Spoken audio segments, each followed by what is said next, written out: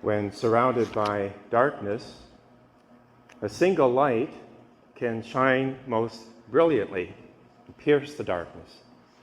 And that's precisely what happened in the middle of the last century, around 1949, when the communists overran China.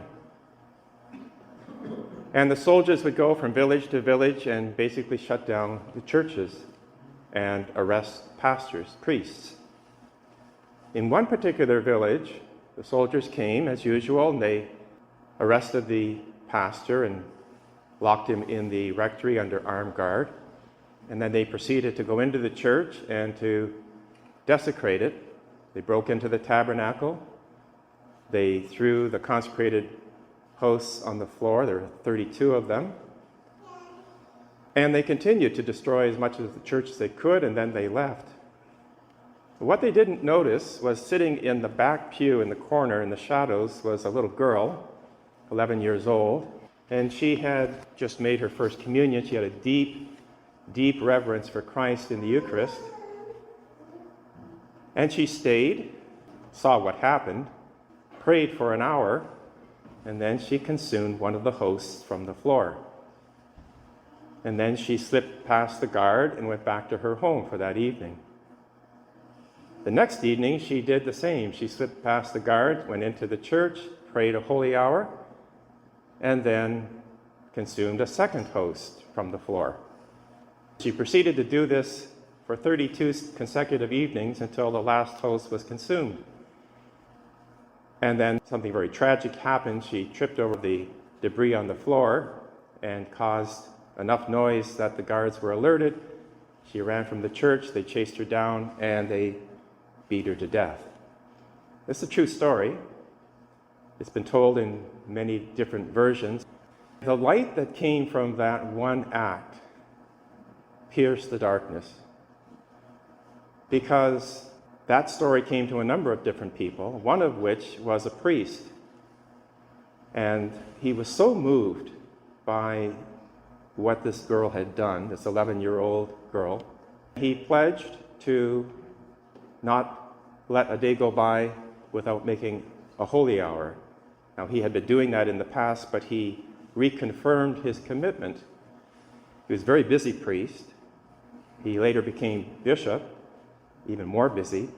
But he said that he rearranged his whole schedule so that he could have that holy hour before the Lord. He called it the hour of power, and became a very famous bishop, Bishop Fulton Sheen, who influenced millions of people around the world. He was very scholarly, had 2 doctorates, one in theology, one in philosophy. He taught at a prestigious Catholic university. He was a pastor, a prolific author, and the first televangelist that ever came on the scene, way before the evangelicals got into the act. And he influenced many, and his light shone so brilliantly that toward the end of his life, after 60 years of priesthood, a reporter was interviewing him and asked, "Well, Bishop, how was it that you were able to live such a dedicated life to Christ and the church for 60 years, no scandals, just wonderful service? What was your inspiration?" And the reporter was thinking he would probably answer with some famous canonized saint or a pope or a cardinal, but he replied with that story that I just related. Now, that light that came from that one act, from that little girl, is meant for us to also pierce the darkness. First of all, if there were any doubt in our own minds and hearts about the power of the Eucharist or the power of prayer, of the holy hour, let that be put aside. In fact, Bishop Sheen preached many, many times about how essential was a holy hour.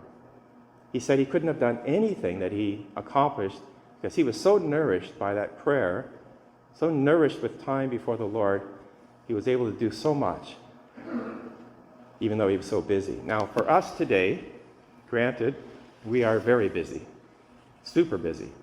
In fact, most of the time we're multitasking. But what the bishop preached was not only to priests and to religious about the Holy Hour, he also preached to laity. And he challenged all of us to set aside that time every day before the Eucharist and just ask the Lord to come into our heart and to strengthen us and to nourish us with that same power. After this Mass, we are going to process with the Eucharist into our chapel, and I invite you to follow and to spend some time before the Eucharist. Not just after this Mass, but perhaps we can work this into our daily routine. I think the bishop would say, because he gave that answer when he was very elderly, he would probably say that when we're at the end of our life and maybe we're on our deathbed and we're looking back and evaluating what we did or didn't do, we may regret all kinds of things, foolish things that we spent time with, but we will never regret the time we spent with the Lord. So I just leave you with that story as we begin this sacred Triduum on this Holy Thursday. Granted, we haven't been able to celebrate this for 2 years, and so it's a great joy for us to be here and to recognize what God has done for us in Christ and this marvelous sacrament that he has given us.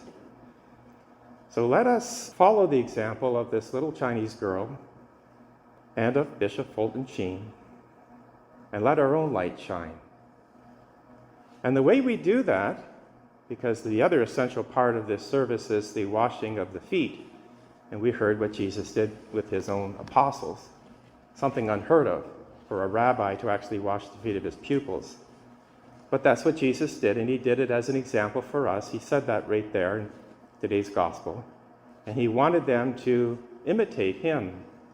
The Eucharist and this life of charity are so intimately connected that when we do spend time before the Lord and then come to Mass and receive him in the Eucharist, then we're able to live that life of charity and wash each other's feet, which means to forgive, encourage, come alongside people that perhaps rub us the wrong way, build community, because that's what communion is. The Eucharist is building community, and let our light shine.